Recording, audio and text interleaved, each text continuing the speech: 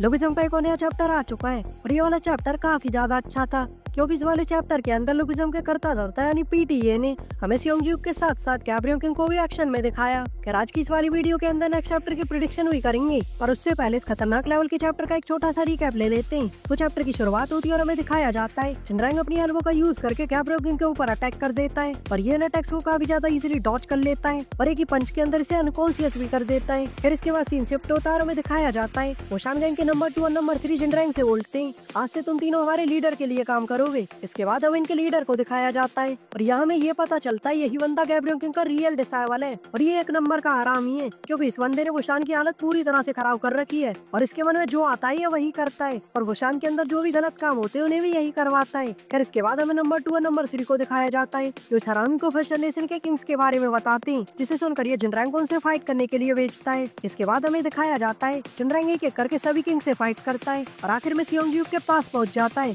और इसी के साथ ये वाला चैप्टर यहीं पर खत्म हो जाता है। खैर बात करते हैं नेक्स्ट चैप्टर की प्रेडिक्शन के बारे में और हमेशा की तरह सबसे लॉजिकल प्रेडिक्शन करेंगे। तो लुगिज्म के चैप्टर नंबर 548 के अंदर गिते किम ने जिनरैंग के ऊपर अपनी एक्स का यूज करके जो है अटैक किया है, इस अटैक की वजह से जिनरैंग जिंदा या मर चुका है। तो अपनी पुरानी वाली प्रेडिक्शन वीडियो के अंदर मैंने ऐसा बताया था जिनरैंग यहाँ पर मर चुका है, पर जिनरैंग की बैक स्टोरी को देखने के बाद अब मुझे ऐसा लगता है यहाँ जिनरैंग के सर्वाइव करने के चांसेस हैं, क्योंकि अगर तुम 549 चैप्टर के इस वाले पैनल को ध्यान से नोटिस करो तो यहाँ जिनरैंग इस हरामी से मार खाने के बाद नीचे गिर जाता है और जिनरैंग को प्रोटेक्ट करने के लिए जंग से इसके सारे अटैक्स को अपनी बॉडी के ऊपर लेने लगता है और ये इस चीज को फॉरशैडो करता है। गिते किम ने 548 चैप्टर के अंदर जिनरैंग के ऊपर जो है अटैक किया है, इस अटैक को जिनरैंग गैंग के किसी मेंबर ने ब्लॉक कर लिया होगा और इस वजह से यहाँ जिनरैंग के सर्वाइव करने के चांसेस हैं। बाकी हमें जिनरैंग की बैक स्टोरी भी दिखाई जा रही है और किसी भी कैरेक्टर की बैक स्टोरी तभी दिखाई जाती है जब उस कैरेक्टर का इम्पोर्टेंस आने वाले चैप्टर्स के अंदर काफी ज्यादा हो और ये वजह भी हो सकती है जिनरैंग के सर्वाइव करने की। बाकी यहाँ एक और चीज भी नोटिस करने वाली है, 539 चैप्टर के अंदर जब हमें जिनरैंग को दिखाया गया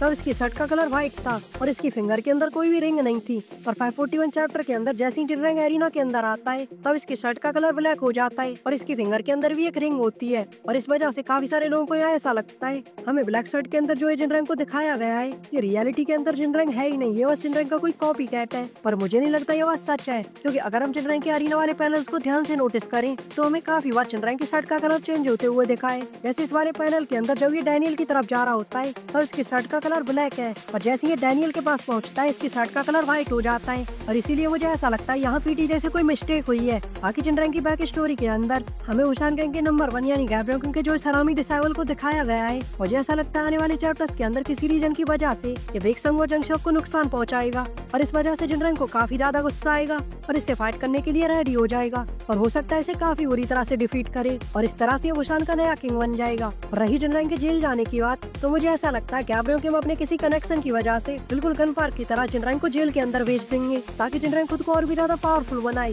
क्योंकि किंग बनने के बाद अब जिनरैंग के ऊपर काफी सारे अटैक्स होंगे और जिनरैंग को प्रोटेक्ट करने के लिए गैब्रियो किंग ने ऐसा किया होगा। खैर अगर हम जिनरैंग की बैक स्टोरी वाली आर्क की बात करें तो मुझे ऐसा लगता है ये आर्क अब बस 1-2 चैप्टर्स के अंदर ही खत्म होने वाली है। बाकी इस वाले चैप्टर के आखिर में हमें दिखाया गया है जिनरैंग सियोंगजुक से फाइट करने के लिए आ चुका है, तो हो सकता है नेक्स्ट चैप्टर के अंदर हमें इन दोनों की एक नॉर्मल सी फाइट दिखाई जाए और इस फाइट के अंदर यहाँ इन दोनों को रियलाइज हो जाएगा ये दोनों बिल्कुल एक जैसे हैं। बाकी हमें सियोंगजुक के पास्ट के बारे में भी कुछ न कुछ बताया जा सकता है और इसके बाद हमें जिनरैंग वर्सेस जिचेंको की फाइट भी दिखाई जा सकती है। हर चैप्टर 548 के अंदर गिते किम ने डैनियल को जिस तरह से अनकॉन्शियस किया है, आने वाले चैप्टर्स के अंदर चांसेस है हमें यूआई डैनियल देखने को मिले और अगर ऐसा होता है तो नेक्स्ट लेवल मचा आएगा, क्योंकि यूआई डैनियल एक मशीन की तरह है जिसका पावर लेवल काफी ज्यादा है और जब इस परफेक्ट मशीन की फाइट काफी ज्यादा पावरफुल मॉन्स्टर के साथ होगी तो हमें काफी ज्यादा ओपी लेवल की फाइट दिखाई जाएगी। बाकी इस वाले चैप्टर के अंदर लॉजिकली जितना पॉसिबल हो सकता था मैंने प्रेडिक्शन कर दिए हैं, पर फिर भी ये प्रेडिक्शन है और ये सच हुई है तो आने वाले चैप्टर्स के अंदर पता चलेगा। खैर आज के इस वीडियो को यहीं खत्म करते हैं और मैं मिलता हूँ आपसे नेक्स्ट वीडियो में, तब तक के लिए सायोनारा।